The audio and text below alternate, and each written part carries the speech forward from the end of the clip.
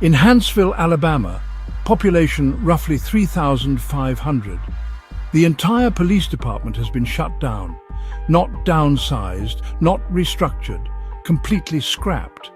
Because when corruption runs deep enough, even retraining looks like a waste of time.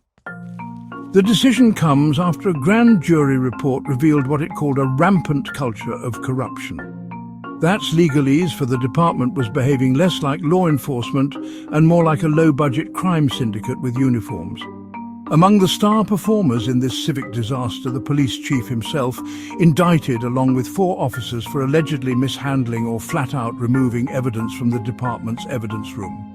You know, the room where things are supposed to be stored for court, not borrowed for personal use. Now, city leaders say they're hitting the reset button. The council voted to suspend all operations and start fresh. New chief, new officers, new hope. Because nothing says accountability like replacing a broken system with a new system you hope doesn't also break. In the meantime, the Cullman County Sheriff's Office has taken over law enforcement duties. And here's the kicker. It's going fine. No crime wave, no public panic, just regular police work, minus the internal corruption and mystery of disappearing evidence.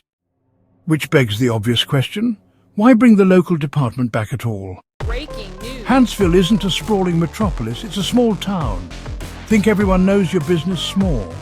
If the sheriff's office can cover it without turning the station into a true crime podcast, maybe this temporary fix should be permanent.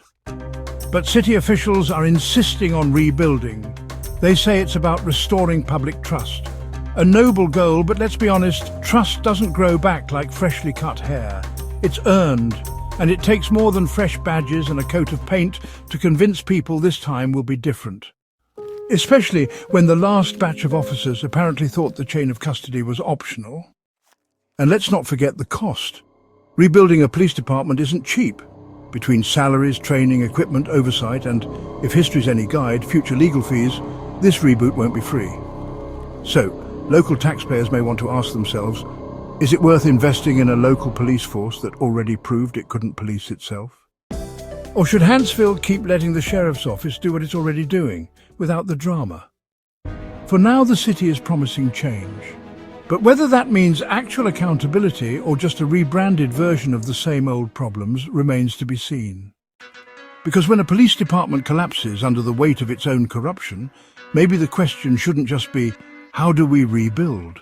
Maybe instead it should be, why on earth should we rebuild it? To stay up to date on the latest police corruption and accountability news, subscribe to Breaking Through News on the Newsbreak app, on YouTube, or at breakingthrough.com.